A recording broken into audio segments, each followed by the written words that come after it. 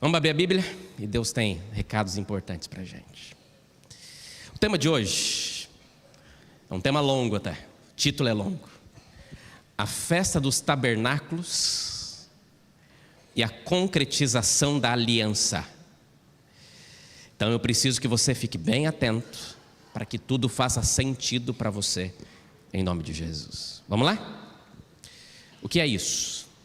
Eu vou ler dois textos para a gente começar. Dois textos bíblicos. O primeiro está lá no livro de João, capítulo 14. Esse você sabe de cor, mas me permita ler para você. João 14, de 1 a 3.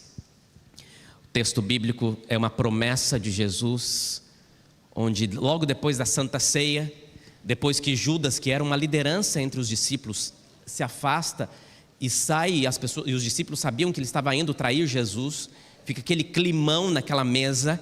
Cristo diz essas palavras. Quais palavras, pastor? Ele diz assim: não se turbe o vosso coração. Em outra, na minha versão diz que o coração de vocês não fiquem angustiados. Vocês creem em Deus, creem também em mim. Na casa de meu pai há muitas moradas. Se assim não fora, eu vou-lo teria dito, pois vou preparar-vos lugar. E quando eu for e preparar lugar, eu voltarei e vos receberei para mim mesmo, para que onde eu estou, vocês estejam também. A promessa de Deus é que nós não iríamos ficar abandonados. Nós teríamos oportunidade de estar onde estão as moradas do Senhor. A palavra para moradas, tabernáculos no Antigo Testamento é Sucote, que é o nome da festa que nós iremos relembrar daqui a pouquinho. O segundo texto, lá em Apocalipse 21, versículo 3, e a palavra de Deus é clara ao dizer para nós o seguinte: então ouvi uma voz forte que vinha do trono e dizia: eis o tabernáculo de Deus com os homens. Deus habitará com eles. Eles serão povos de Deus e Deus mesmo estará com eles e será o Deus deles. E aí o versículo seguinte você conhece, que diz: ele enxugará dos olhos toda lágrima, e a morte já não existirá, já não haverá luto, nem pranto, nem dor, porque as primeiras coisas passaram. Tabernáculo de Deus com os homens. O que tentamos e entendemos baseado nesses vários textos, durante todos esses temas, é que Deus sempre teve um plano para salvar os seus filhos. E este plano gigante aconteceu no decorrer da história, para que as pessoas pudessem ter oportunidade de vida. Eu vou começar já fazendo você pensar no seguinte: o que nós temos aqui não é vida completa. São migalhas apenas da vida que Deus tem para oferecer.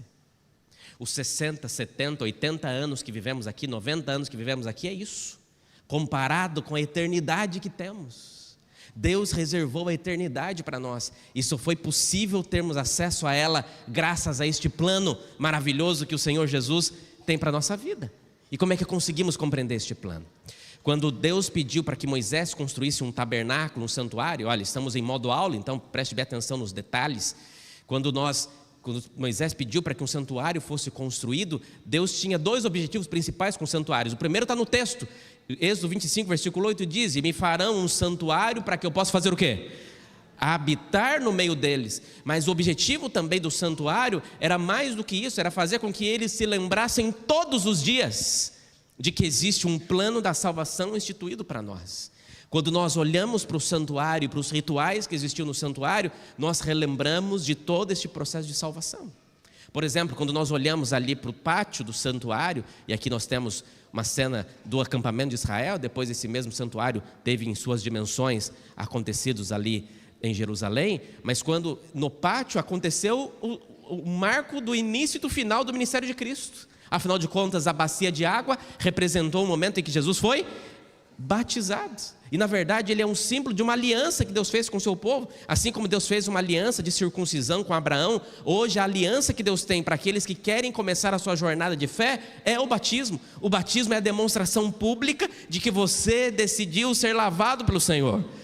E Cristo deixou este símbolo ali, e Jesus mesmo, que não precisava ser batizado, foi batizado. Mas nós temos também ali no santuário o altar de holocaustos. Afinal de contas, Cristo era o Cordeiro de Deus que tira o pecado do mundo. Ele foi o Cordeiro de Deus e se transformou naquele que nos traria salvação.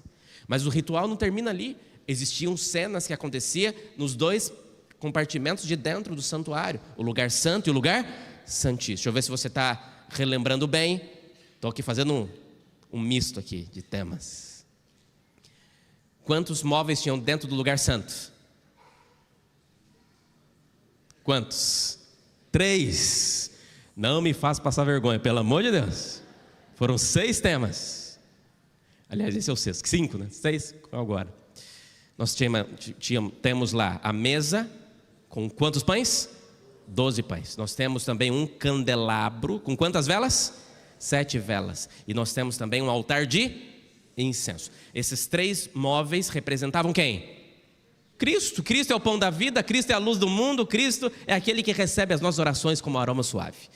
Nós temos no lugar santíssimo um móvel completo chamado de Arca da Aliança. Em cima da Arca da Aliança tinha uma tampa. Como é que chamava essa tampa? Nome difícil. Tampa do propiciatório. Em cima da tampa do propiciatório, 2 querubins e o símbolo da presença de Deus, a Shekinah. E dentro da arca nós tínhamos 3 coisas. Quais são elas? A tábua dos 10 mandamentos, a vara de Arão que floresceu, Deus guia o seu povo, e uma porção de maná. Deus sustenta a nossa vida. A lei de Deus, o cuidado de Deus e o sustento de Deus, representado aonde Deus estava. A presença de Deus traz isso com Ele: guia, sustento e lei. Ok, parabéns, foram muito bem. Mas eu falei também sobre as festas. Quantas festas? 7 festas. Vocês assistiram o sermão sobre as festas? Se você não assistiu, assista lá. As festas, cada festa delas não era à toa, todas elas tinham um significado. Eu estou fazendo apenas um resumão. Quais são elas? Existiam 4 festas que aconteciam na primavera: festa da Páscoa, festa dos pães asmos, festa das primícias e festa do Pentecoste. Todas essas 4 festas já tiveram o seu cumprimento profético, sim ou não? Sim ou não? Sim. Jesus morreu quando? Na Páscoa. Jesus, ele ressuscitou nas primícias. Jesus, ele é esse símbolo desse pães asmos. Ele mandou o seu Espírito no Pentecostes. Todos tiveram esse cumprimento. Mas as festas do outono que aconteciam na estação, quando as chuvas retornavam, era a festa das trombetas, festa da expiação. Eu já expliquei para vocês na outra semana que essas festas já tiveram seu cumprimento, mas teve uma festa que ainda não teve cumprimento, que é a festa dos tabernáculos. Eu vou falar dela daqui a pouquinho para vocês. O que entendemos sobre isso? Então vamos lá, vamos falar um pouquinho sobre salvação. Existe uma matéria em teologia chamada de soteriologia. O que é soteriologia, pastor? Estudo dos solteiros? Não, não é. Soteriologia, quem nasce em Salvador, o que é? Soteropolitano. Soteropolitano porque da salvação. Estuda a salvação, soteriologia. Se nós fôssemos resumir soteriologia, o estudo da salvação e todos os princípios da salvação em um verso, o verso seria qual? João 3,16? Poderia, né? Porque Deus amou o mundo de tal maneira. Mas existe um verso que apresenta todo o esquema da salvação em um versículo. Me permita propor para você. Efésios, capítulo 2, versículo 8 a 10. Diz assim: porque pela graça vocês são salvos, mediante a fé. E isso não vem de vocês, é dom de Deus, não de obras, para que ninguém se glorie. Ninguém tem mérito na salvação, porque nós somos feituras dele, criados em Cristo Jesus para as boas obras, as quais Deus de antemão preparou para que nós andássemos nelas. Nós somos salvos pela graça. O processo de salvação de Deus, a soteriologia, ela é baseada em uma palavrinha. Qual é a palavra? Graça. Olha para mim. Não tem como entender salvação sem entender a graça. O que é a graça de Deus? Nós usamos a palavra graça para muita coisa, né? A língua portuguesa permite isso. Comprei 7 pães e ganhei um. Esse um pão saiu de mais ou menos, né? Está embutido no preço. Se eu contei uma piada e ninguém riu, é porque a piada foi sem. Se eu perguntei para você qual é a sua graça, o que eu estou perguntando? Qual que é o seu nome? Isso é para os antigos. Graça pode ser usada para muita coisa, mas o que é a graça bíblica? Trouxe aqui algumas frases para a gente. O que é a graça? A graça é amor perdoador. O que é a graça? A graça é a força divina envolvida na salvação do homem. O que é a graça? A graça é o que move o coração de Deus em salvar seus filhos. O que é a graça? A graça é o que você recebe sem merecer e sem dar nada em troca.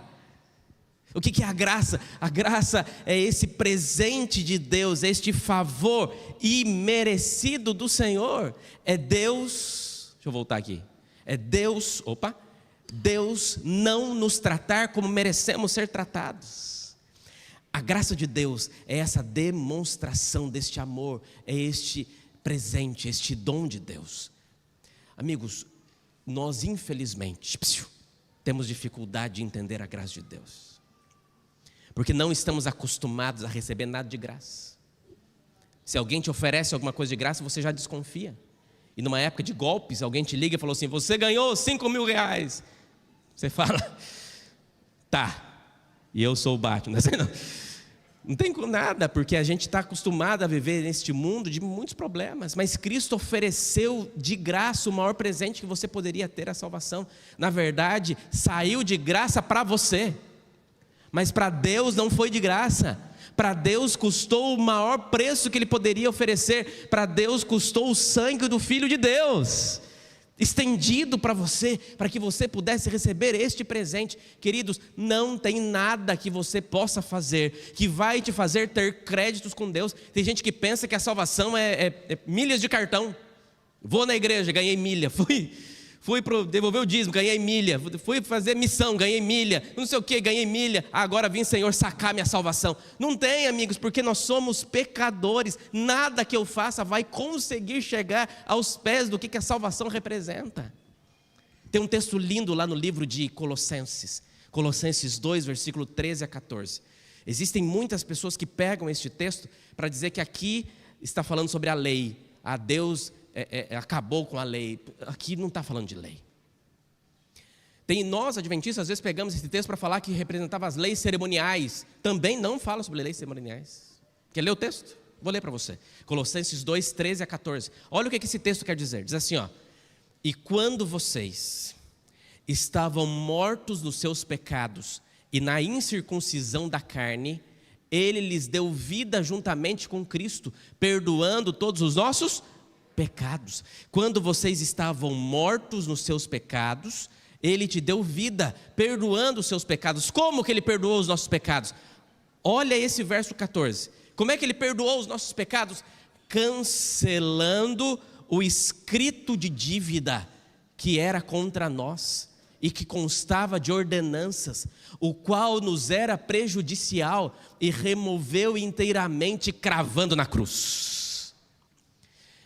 Pastor, esse escrito de dívida é a lei que tem as ordenanças? Não é a lei. É a lei cerimonial? Não, porque o que a lei cerimonial era prejudicial a nós? O que a lei de Deus, os 10 mandamentos, era prejudicial a nós? Não é isso que o texto está dizendo. O que acontece aqui diz que nós já estávamos mortos nos nossos pecados, na incircuncisão, na falta de compromisso da nossa carne. Mas nós ganhamos vida com Cristo quando Ele perdoou os nossos pecados. E como é que Ele perdoou os nossos pecados? Ele cancelou, Ele tornou sem efeito o escrito de dívida. O que é esse escrito de dívida? Você lembra da época que você assinava nota promissória? Lembra disso? Não? O que era uma nota promissória? Papelzinho amarelinho. Você comprava uma televisão em 10 vezes. Tinha que pagar 10 parcelas de R$100. Você assinava quantas notas promissórias? 10 notas. Para comprovar de que você iria pagar aquelas notas promissórias. Juridicamente, aquilo era uma garantia de pagamento. Teria que pagar, já tinha que ser executado. O pagamento tinha que ser comprado. Ali era uma nota para que isso acontecesse. A palavra que é utilizada para escrito de dívida aqui é mais ou menos a mesma palavra para nota promissória. Quando nós nascemos, nós já nascemos com uma nota promissória na mão. O que diz a nota promissória? Vai morrer. Nós já nascemos para a morte. A morte já estava disponível para nós. Somos pecadores, já nascemos em pecado. Porém, Cristo, ao morrer na cruz, Ele rasgou a nota promissória. E a única maneira que se tem de rasgar a nota promissória é fazendo o quê? Pagando. Cristo pagou o preço da nota promissória que eu deveria pagar. E Ele pagou este preço e me deu este presente, rasgando e cravando essa nota promissória na cruz do Calvário, para que eu pudesse ter acesso à vida que eu não teria. Nascemos mortos, mas ganhamos de presente a vida pela graça de Deus. O que podemos entender, amigos, é que a salvação, ela pode ser entendida em 3 tempos: salvação no passado, salvação no presente e salvação no futuro. Aqui é apenas uma pequena demonstração assim, simplória sobre esse projeto de Deus. Salvação no passado, justificação. O que Cristo fez por nós, e o que Cristo fez por nós foi suficiente. Cristo me declarou justo. Está lá em Tito capítulo 3, versículo 5. Hoje, depois que eu fui salvo por Cristo, e eu sou salvo por Ele, e Ele me declara justo todos os dias, eu passo por um processo de santificação. A santificação é Cristo habitando e agindo em mim. E no futuro, nós passaremos um processo de glorificação. Justificação, Cristo rasgou a nota promissória. Eu que deveria pagar com a minha vida, Cristo morreu no meu lugar. Eu não teria condições de pagar, Cristo fez. Eu sou declarado. Quando Deus me olha, Ele não me olha como eu sou, Ele me olha pela lente de Cristo, e Ele me vê alguém que é um pecador, mas que agora foi salvo pelo sangue do Senhor Jesus. Mas essa salvação, ela precisa me levar para alguma coisa. O texto lá de Efésios que nós lemos diz: porque pela graça sois salvos, pela fé, não pelas obras, para que ninguém se glorie. Mas diz no texto, o verso 10, as pessoas esquecem do verso 10. E o verso 10 diz assim: e Deus preparou boas obras para que nós andássemos nela. As boas obras, elas vêm depois da salvação. O que você faz com a salvação? Você já está salvo, mas como vive um salvo? É o que eu falo, que é a salvação vertical e horizontal. Perante Deus, basta Cristo. Se Cristo me declarou salvo, estou salvo por Cristo. Mas como é que as pessoas, de maneira horizontal, como que as pessoas vão perceber que eu estou salvo? Quando eu tenho uma vida de salvo. E como que eu tenho uma vida de salvo? Quando eu permito que Cristo comece a agir em mim, limpando a minha vida. Deixa eu tentar explicar isso através de uma parábola. Abra aí a sua Bíblia, por favor. Lucas 18. Esse não tem na tela, vou ler com você aqui na minha Bíblia. Estou hoje aqui com a Nova Versão Internacional. Lucas capítulo 18, versículo 9. Vou ler com você. Deixa eu ver se você consegue compreender a salvação baseada nesta parábola. Presta bem atenção. Diz assim: alguns que confiavam em sua própria justiça e desprezavam os outros, Jesus contou esta parábola. Para quem Jesus contou essa parábola? Para aqueles que confiavam na sua própria justiça e menosprezavam os outros. 2 homens subiram ao templo para orar. Um era fariseu e o outro publicano. O fariseu, em pé, orava no seu íntimo: Deus, eu te agradeço, porque não sou como os outros homens, ladrões, corruptos, adúlteros, nem mesmo como este publicano.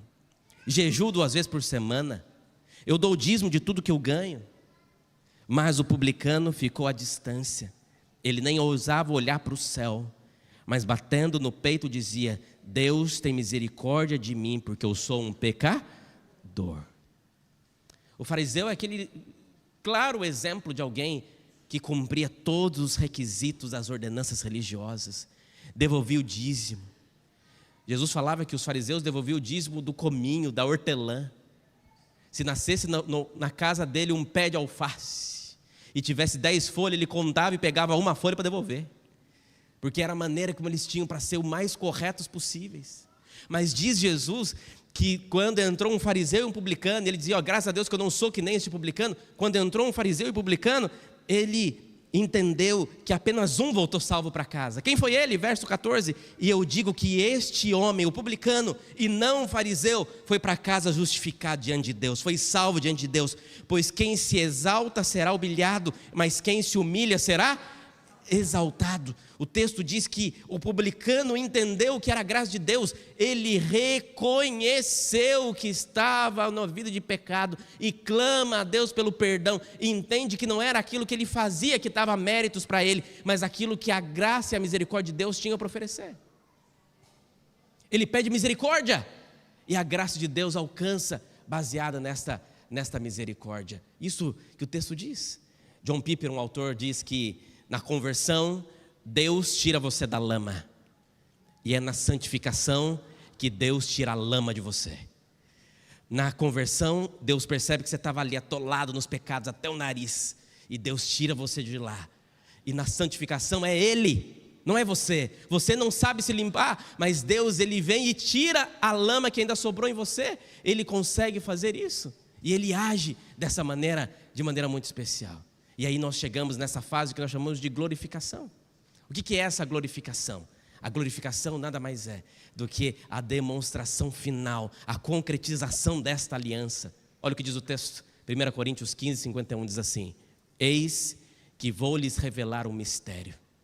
Nem todos dormiremos, mas todos seremos transformados. No momento, num abrir e fechar de olhos, ao ressoar da última trombeta, a trombeta soará e os mortos em Cristo ressuscitarão incorruptíveis e nós seremos transformados. Essa transformação é a glorificação que Deus quer fazer. No abrir e fechar de olhos, seremos transformados. Ok? Está claro aqui? Então vamos lá. Então vou voltar para as duas últimas festas. A festa da expiação e a festa que ainda não aconteceu. Preste bem atenção agora, amigos. E eu preciso da sua atenção aqui, para você entender o porquê que essas duas festas são tão relevantes para nós hoje. Por que nós precisamos entendê-la, se queremos entender a salvação.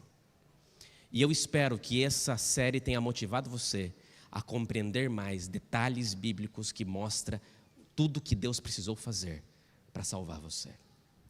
Lembra da festa da expiação? Eu já falei sobre ela aqui. Alguém lembra qual que era o outro nome para a festa da expiação? O nome original? Qual era o nome original da festa? Yom Kippur. Esta festa da expiação, o Yom Kippur, era a festa em que entrava em cena um personagem, a maior autoridade religiosa da época, chamado de sumo sacerdote. Durante todos os dias no ritual do santuário, o trabalho acontecia no pátio e o sacerdote entrava dentro do lugar santo para aspergir o sangue que era derramado sobre o lugar santo. Mas uma vez por ano existia um processo chamado de purificação do santuário, e essa purificação acontecia nesta festa da expiação. Esta festa era a mais importante festa religiosa, mais do que a Páscoa, porque na festa da expiação era a chance que eles tinham de pedir perdão a Deus, de reconhecer esta graça maravilhosa do Senhor. Antes acontecia a festa das trombetas, onde era anunciado: prepare-se, a expiação está acontecendo. E depois acontecia essa expiação. E na festa da expiação, aparece para nós, se nós estudarmos com detalhes a festa da expiação, aparece para nós as três fases do juízo de Deus. O juízo que nós chamamos de pré-advento ou investigativo, um juízo que nós chamamos de juízo comprobatório e um juízo chamado de juízo executivo. Geralmente, quando pensamos em juízo, sempre pensamos de maneira negativa. Ninguém gosta de ser julgado. Ninguém quer ser julgado. E eu confesso que, quando era criança, ouvi muitas vezes o juízo como uma teologia do medo, né? Você está sendo julgado agora. E eu falava: misericórdia, briguei com meu irmão, estou perdido. E se eu morrer ali na frente? Quantas vezes a gente ouve isso? O juízo de Deus, ele é maravilhoso. E ele precisa ser compreendido. Juízo pré-advento, juízo comprobatório e juízo final. O que esses juízos têm a ver com a gente? O primeiro juízo é o juízo chamado de juízo pré-advento ou juízo investigativo. Deixa eu falar agora para a minha igreja, espero que vocês me entendam. O juízo investigativo é uma doutrina distintiva da igreja adventista. Eu tenho visto aí um movimento de pastores e blogueiros e youtubers que estão indo para a internet para falar sobre essa doutrina sem conhecê-la.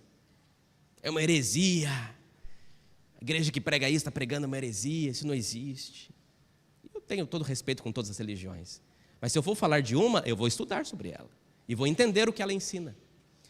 Os dois maiores argumentos que eles usam contra os adventistas, porque acreditam na doutrina do juízo investigativo, é porque diz que nós estamos mostrando que o sacrifício na cruz não foi suficiente.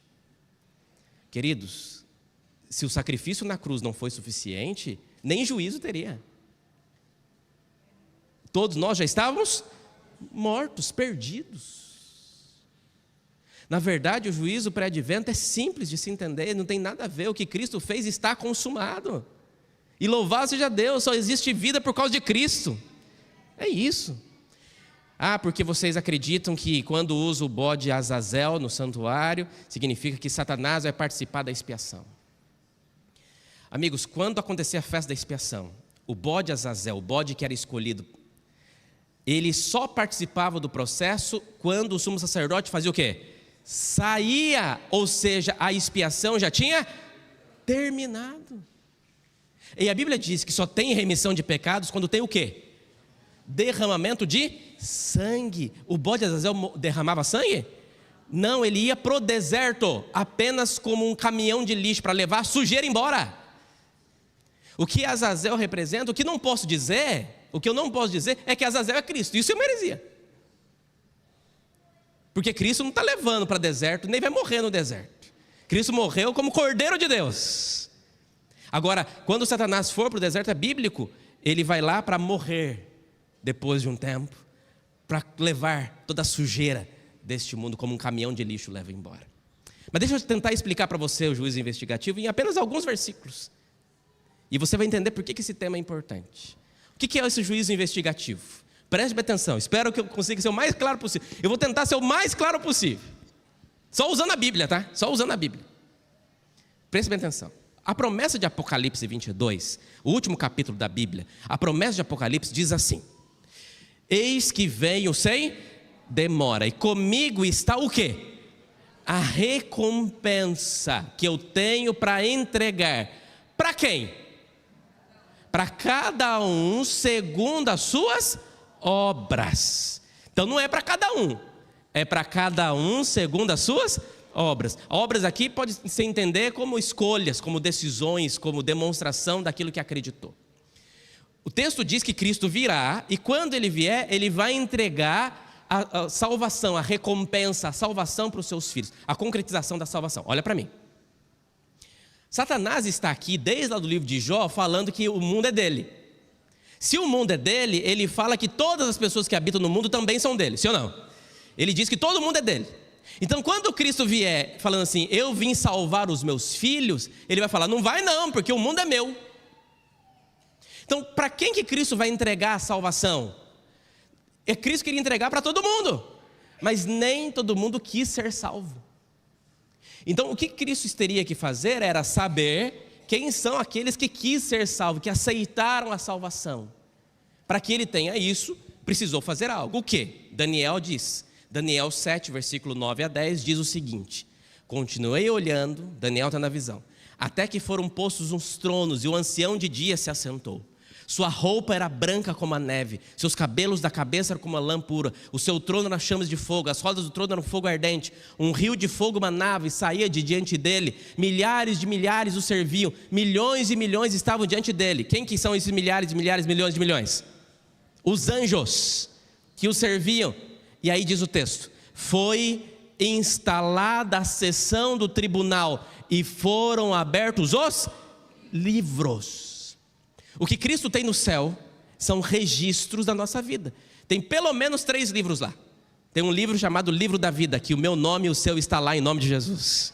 Temos também um livro chamado de Livro Memorial, onde está registrado neste livro, o meu anjo registra tudo que eu faço, as minhas conversões, as minhas tentações vencidas, os pecados que eu consegui vencer, tudo isso é registrado nesse livro memorial. E também está registrado um livro de pecados.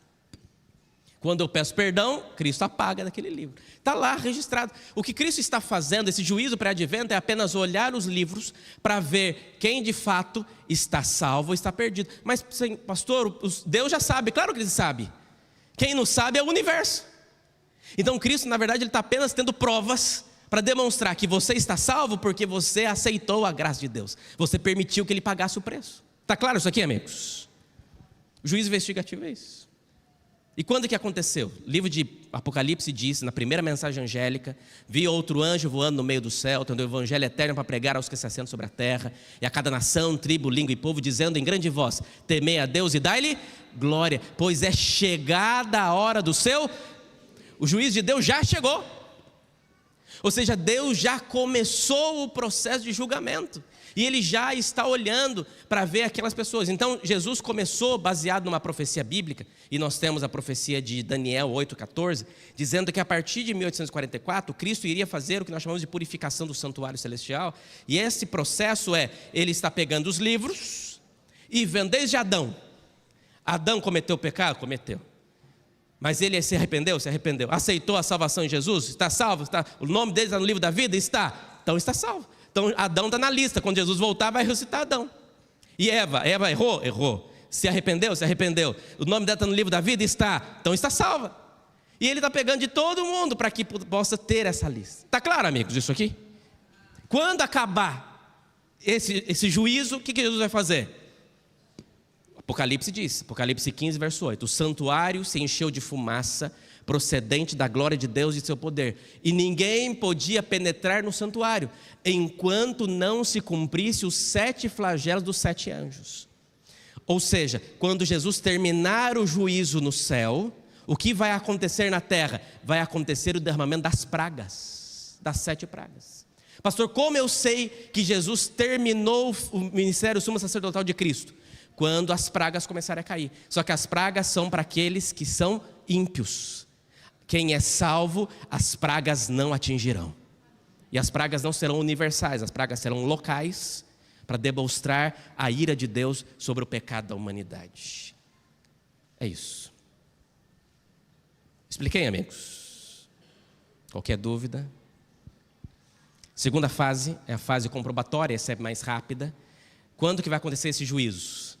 O juízo comprobatório é um juízo que acontece no céu. Apocalipse 20, verso 6 diz: bem-aventurado e santo aquele que tem parte na primeira ressurreição.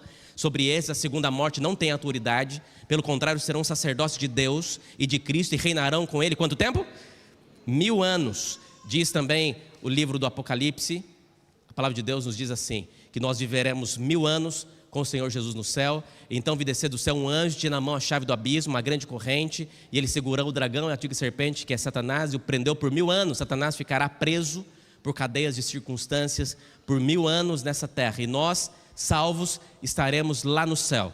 E aí diz: e vi também tronos, e nestes sentaram-se aqueles aos quais foi dada a autoridade de julgar, e viveram e reinaram com Cristo durante 1000 anos. Então nós teremos durante 1000 anos a oportunidade de fazer parte de um juízo no céu, juízo comprobatório. Ou não sabeis que os santos hão de julgar o mundo? Ora, se o mundo deverá ser julgado por vós. 1 Coríntios 6, verso 2. O que vai acontecer lá? Os salvos estarão no céu, e os perdidos estarão onde?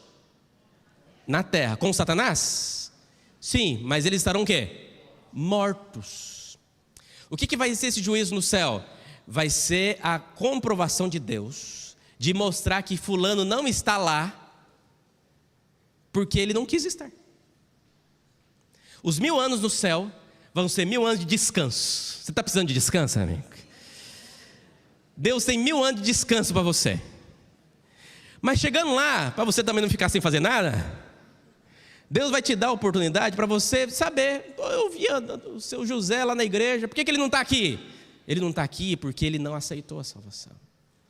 Meu pai, tomara que todos estejam lá, mas quem não estiver vai ter a comprovação do porquê não está. Esse é o juízo comprobatório. É isso que a palavra de Deus nos ensina. Cada caso será analisado para se saber o motivo do porquê aquela pessoa foi perdida. Então no milênio, os salvos estarão com Cristo, os ímpios estarão mortos, Satanás estará preso, a terra vazia, e vai estar tendo a segunda fase do juízo. Isso é o que acontece no milênio. E por fim, o juízo executivo. O que é essa fase do juízo executivo? É quando Jesus volta, e agora os mortos também o quê?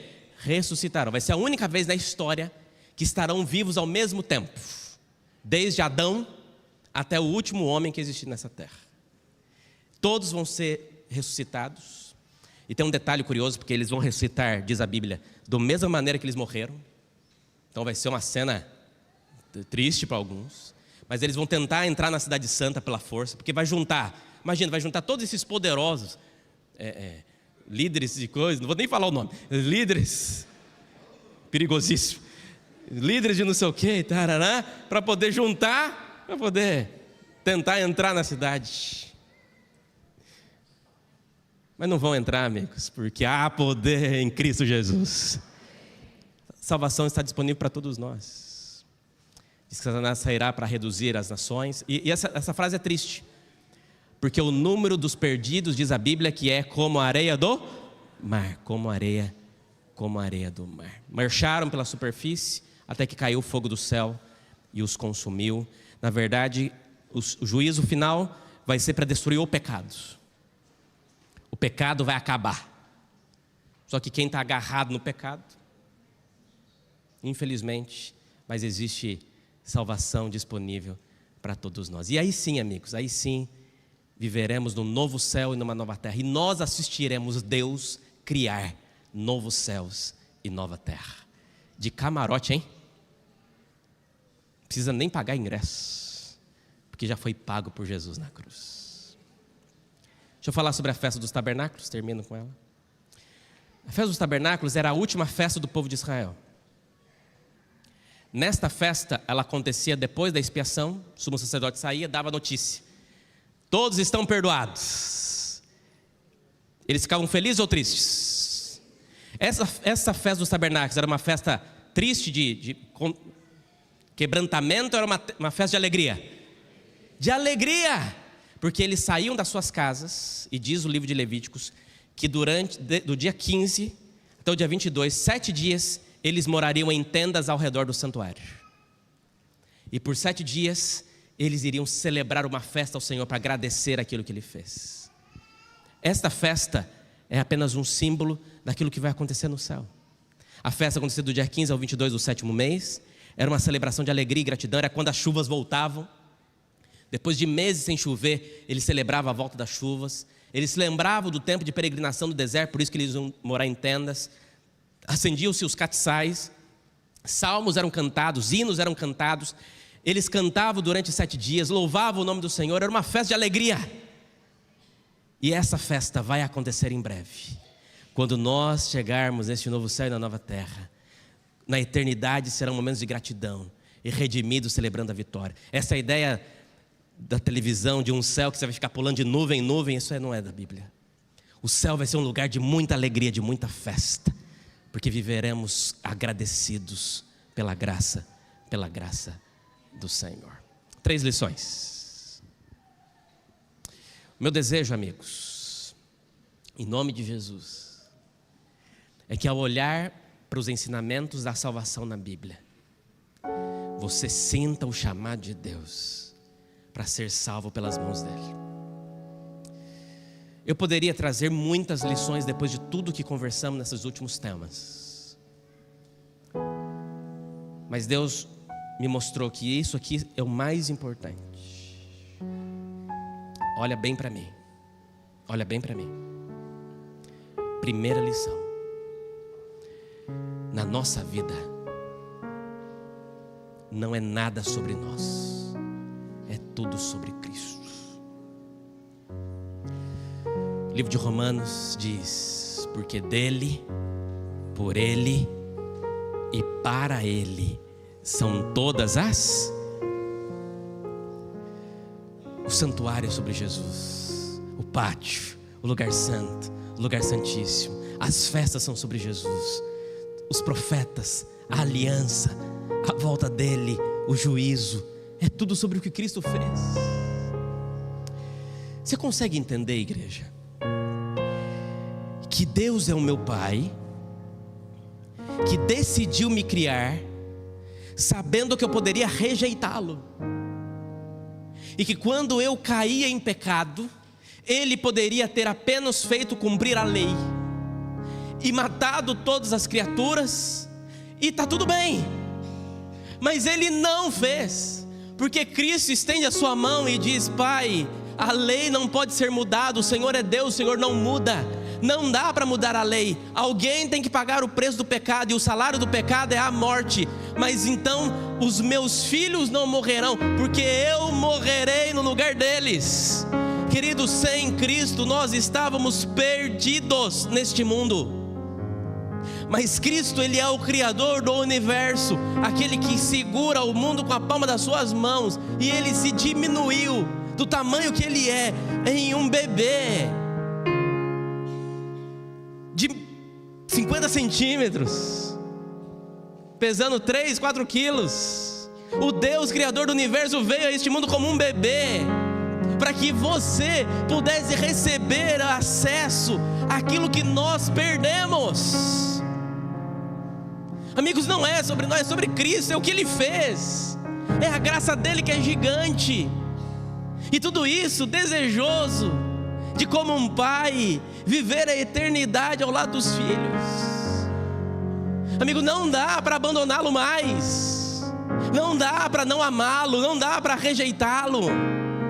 Ele fez tudo para que você pudesse ter vida, esperando que você olhasse para Ele e aceitasse Ele na sua vida. Amigos, segunda lição: Deus fez uma aliança com o seu povo, e em breve esta aliança irá se concretizar. A Bíblia diz que a volta de Jesus é como um noivo que vem buscar a sua noiva. Toda a aliança que Ele fez com Adão, com Abraão, com Moisés, com Davi, toda a aliança que Ele fez com o seu povo, com os remanescentes, com aqueles que aguardam a volta de Jesus, toda aliança, ela só se concretizará no dia em que nós, pecadores, tivermos condições de trocar essas roupas sujas de pecado pelas roupas brancas da justiça de Jesus. Quando nós entrarmos no céu e Cristo nos der a coroa da vida, e diz que ficaremos tão emocionados que tiraremos a coroa de nossa cabeça e colocaremos as coroas nos pés de Cristo, dizendo: Senhor, eu não mereço estar aqui, e não merece mesmo, mas a graça de Deus te alcançou, e em breve esta aliança se concretizará, quando Cristo irá definitivamente se casar com o seu povo. E Ele, que poderia morar em qualquer lugar do universo, decidiu trazer a capital do céu, a Nova Jerusalém, para este mundo mau, para viver contigo o tabernáculo de Deus com os homens. Deus habitará com eles, e eles serão povos de Deus, e Deus mesmo estará com eles, e vai enxugar dos olhos toda lágrima. Você não vai chorar mais, nunca mais a morte, nunca mais a dor. Hoje era 7:30 da manhã, eu estava num hospital visitando pacientes e orando por alguns que estão doentes, e com o coração apertado, dizendo: Senhor, até quando que eu vou precisar vir orar por pessoas que sofrem? Até quando eu tenho que fazer sepultamentos? Até quando que eu tenho que dar abraços de sentimento? Senhor, igreja querida, em breve, porque ainda dentro de pouco tempo aquele que vem virá e não tardará. Em breve nós olharemos para o céu, amigos, e do tamanho da mão de um homem uma nuvem crescerá, e do meio daquela nuvem aparecerá o meu rei, e ele estará ali para trazer salvação para aqueles que estão disponíveis hoje e entenderam que não tem nada que você faça que vai te salvar, mas se você aceitar, Ele tem a eternidade para te entregar. Eu já disse isso e vou repetir hoje. Eu sei que você muitas vezes tem que perder muitas coisas para alcançar o céu, mas nada, igreja, nada compensa o prejuízo de perdê-lo. Nada compensa o prejuízo de deixá-lo. E é por isso que minha última lição é chegar ao dia em que todos nós viveremos uma festa no céu. Eu sei que a sua visão de festa, muitas vezes, qual seria as suas características? Mas eu, como mineiro, falo que festa para mineiro tem que ter um negócio: mesa e comida boa. Por isso que Jesus diz: quando chegarmos lá, alegremos-nos e exultemos, porque chegou a hora das bodas do Cordeiro, e a noiva dele já se preparou. E a ela, a noiva, o povo de Deus, foi permitido vestir de linho finíssimo, resplandecente e puro, porque o linho finíssimo são os atos de justiça dos santos. Então o anjo me disse: escreva: bem-aventurados são aqueles que são chamados à ceia das bodas do Cordeiro. Ah, amigos, uma mesa está preparada, Cristo está à mesa. Ali está Jesus, o Espírito Santo, os anjos. A mesa está pronta, tem cheiro de comida boa. Está tudo preparado.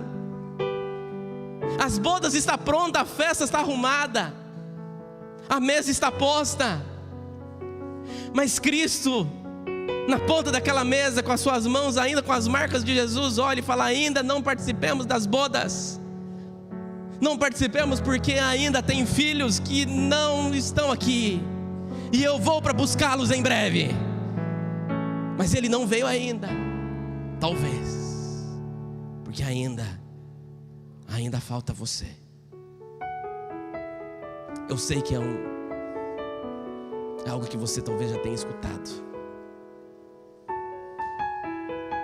mas de fato, amigos, o céu não vai ser o mesmo sem você. E tem muita gente que eu quero que esteja comigo lá.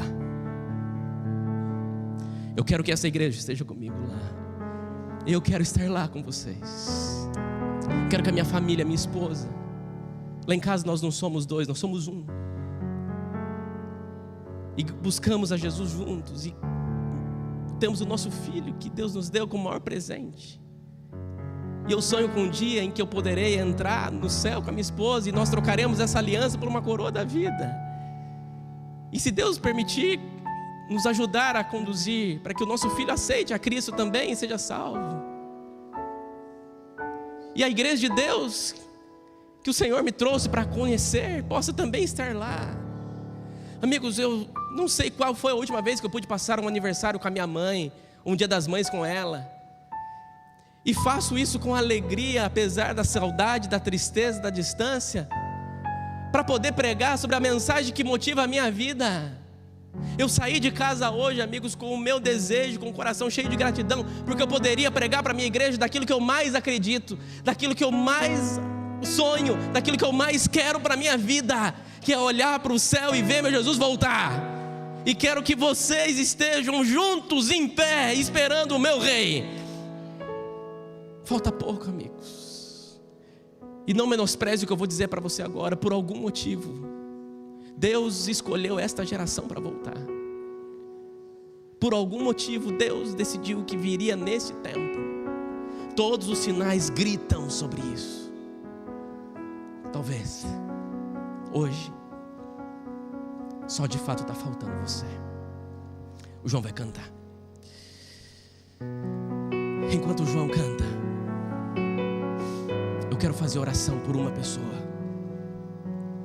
que hoje sentiu que precisa tomar uma decisão mais forte ao lado do Senhor, que entendeu que Cristo tem uma aliança com você, mas você não tem cumprido a sua aliança com Deus, que você precisa se preparar, se achegar aos pés de Jesus, se entregar a Ele. Enquanto o João canta este hino, eu queria saber se tem alguém que vai ter coragem de ficar em pé e vir aqui. Eu sei que eu não faço muito isso, mas hoje eu senti que eu precisava fazer, porque sei que tem gente aqui que precisa tomar esse passo de fé e se levantar e vir até o altar para dizer: Senhor, sou eu que preciso aceitar isso. Então eu pergunto: quem é o primeiro que vai ter essa coragem? Amém. Quem é o segundo? Deus está trazendo. Amém, Jesus. Quem é o terceiro? Deus vai trazer os seus filhos. Amém. E hoje, se ouvirdes a voz do Senhor, não endureçais o vosso coração.